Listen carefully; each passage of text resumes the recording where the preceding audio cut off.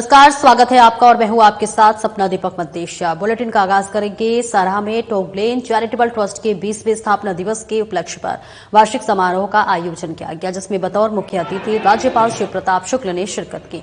इस दौरान राज्यपाल शुक्ल ने कहा कि टोगलेन चैरिटेबल ट्रस्ट ने झुग्गी झोपड़ी के निवासियों के जीवन में स्थायी बदलाव लाने के लिए गुणवत्तापूर्ण शिक्षा को हथियार बनाया। शिक्षा भी ऐसी जिसमें हॉलिस्टिक प्रपोच है। तो उन्होंने कहा कि भिक्षु जामयांग ने निस्वार्थ भाव से समाज के सबसे दुर्बल वर्ग की सेवा का जो बीड़ा उठाया था, अब उसके परिणाम समाज के सामने हैं। कभी धर्मशाला की सड़कों पर कूड़ा बीनने और भीख मांगने वाले बच्चे उच्च शिक्षा प्राप्त कर आज डॉक्टर, इंजीनियर, पत्रकार, होटल मैनेजर और अन्य व्यवसायों में अपनी जगह बना रहे हैं और ये किसी चमत्कार से कम नहीं है। उन्होंने कहा कि बचपन में मैक्लोडगंज में अपने मां के साथ भीख मांगने वाली बेटी पिंकी अब MBBS पास करके डॉक्टर बन चुकी है। मैं पिंकी और ऐसे ही अन्य बच्चों को बधाई और आशीर्वाद देता हूं। पहले के बच्चे और आज के युवा और युवती प्रदर्शित किए हैं, स्वाभाविक रूप से उसमें भावुक होना था। आप सबसे और रिक्वेस्ट है, मैं उनके बीते हुए पल को और आज के पल को, उन दोनों के बीच जब सोच रहा था तो भावुक हो गया। क्या संदेश देके जाएंगे आज के कार्यक्रम को देखने के बाद? समाज में इस प्रकार के लोग कम होते हैं, लेकिन वही कम लोग समाज के लोगों को मार्ग भी दिखाते हैं, सेवा का भी मार्ग दिखाते हैं। रामलम जी ने उसी को दिखाने का काम किया है और टोगलेन जो संस्था उन्होंने बनाया, न केवल भारत बल्कि भारत के बाहर भी अब काम कर रही है। वो मुझे लगता है कि भावनाएं उभरती तो हैं, लेकिन वो दब न जाएं, इस नाते उन भावों को आधार देने की आवश्यकता है जो इस संस्था ने दिया है, जामयांग जी के नेतृत्व में दिया है।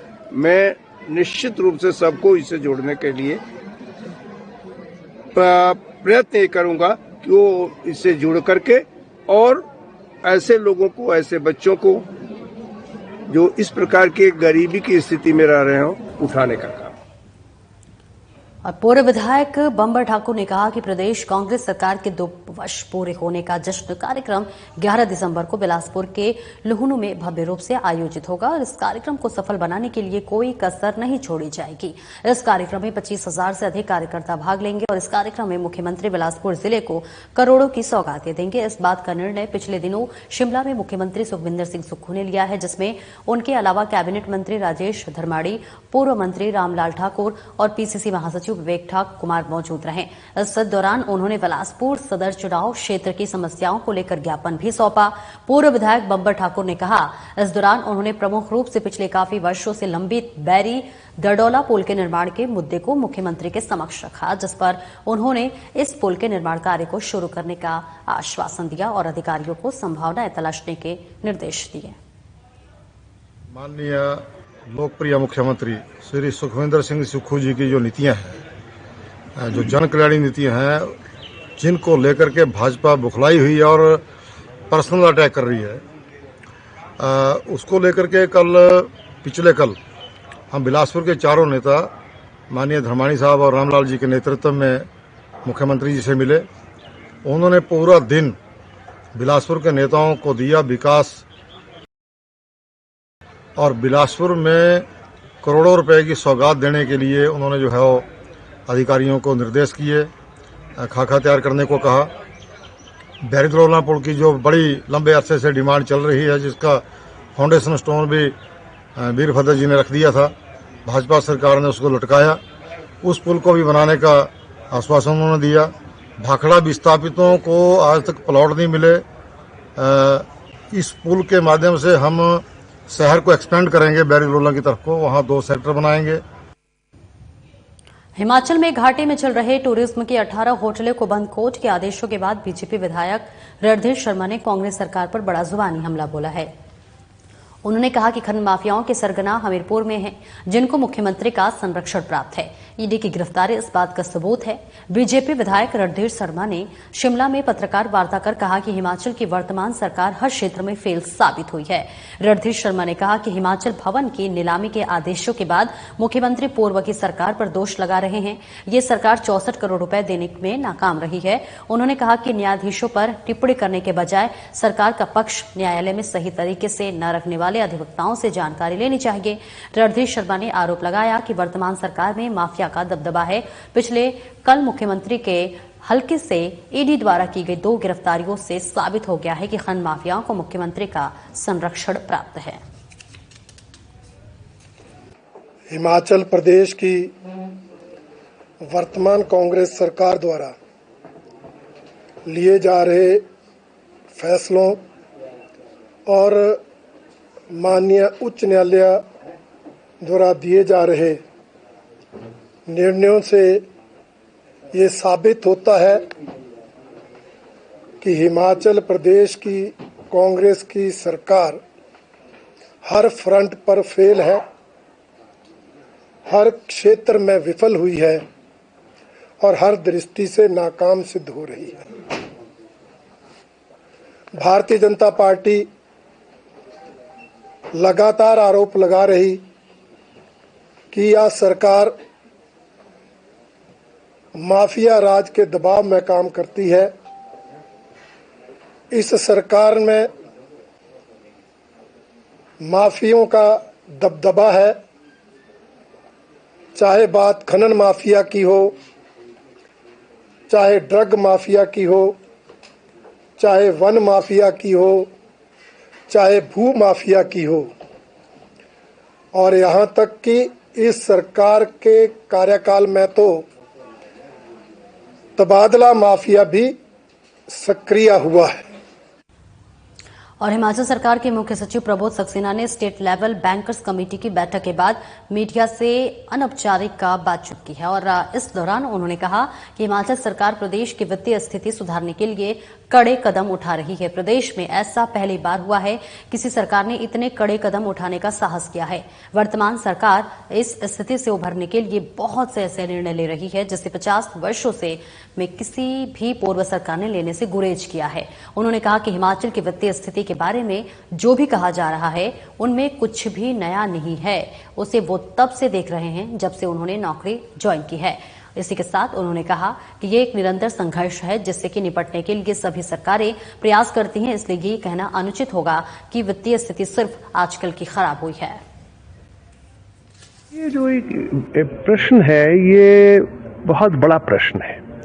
ये चुनौती उस दिन से थी जिस दिन से मैंने नौकरी ज्वाइन की थी। ये चुनौती कोई रोज की नहीं है।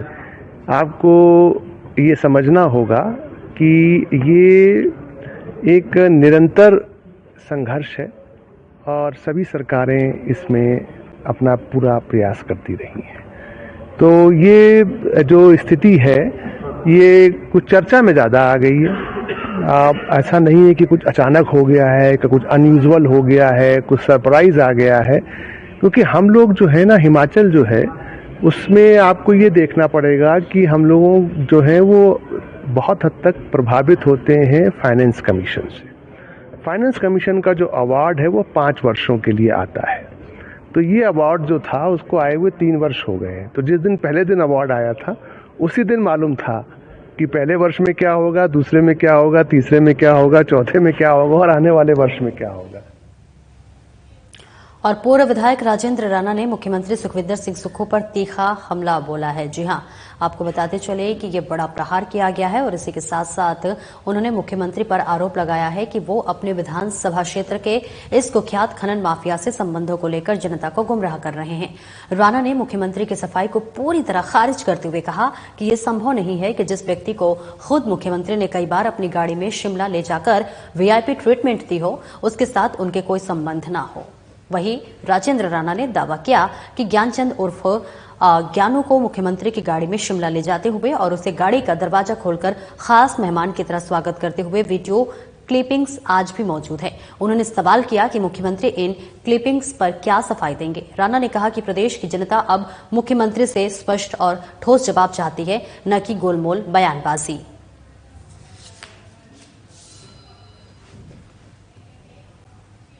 और सोलन पुलिस अधीक्षक गौरव सिंह की अध्यक्षता में नशे के खिलाफ विशेष मुहिम छेड़े हुए हैं। पुलिस अब चिट्ठा तस्करों को पकड़ने कर सलाखों के पीछे डाल रही है। ताजा मामले में सोलन पुलिस की दाड़ला घाट टीम ने चिट्ठे के बड़े सप्लायर को बिलासपुर जिला से गिरफ्तार किया है।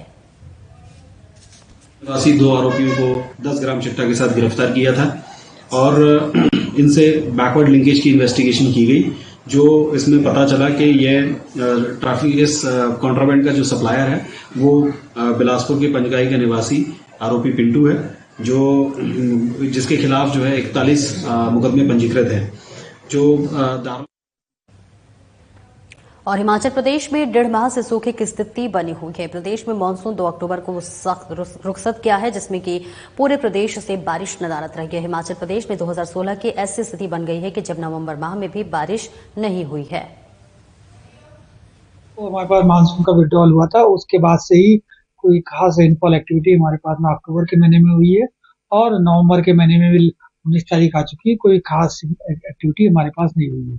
देखेंगे कि 2 WD का भी प्रभाव हमारे पास 11 तारीख में, एक 14 और 15 और 16 में आपके पास ऊंचाई वाले इलाकों में थोड़ा बहुत था, तो हल्की फुल्की बूंदाबांदी आप कह सकते हैं कि लाहौल स्पीति डिस्ट्रिक्ट में या हल्की फुल्की स्नोफॉल ऊंचाई वाले इलाकों में हुई थी। लेकिन जो बाकी प्रदेश का हिस्सा है वहां पर कोई भी ऐसी सिग्निफिकेंट अमाउंट में कुछ भी रेनफॉल एक्टिविटी नहीं है और सूखा रहा है हमारे पास। और ये स्पेल जो है हमारे पास देखेंगे कि अगले 3 से 4 दिनों तक ऐसा ही चलने वाला है। सिर्फ देखेंगे कि 22 तारीख और 22 तारीख से WD का प्रभाव हिमाचल प्रदेश के ऊंचाई वाले इलाकों में रहेगा, तो उसके चलते। और फिलहाल इस बुलेटिन में इतना ही। दीजिए इजाजत। नमस्कार।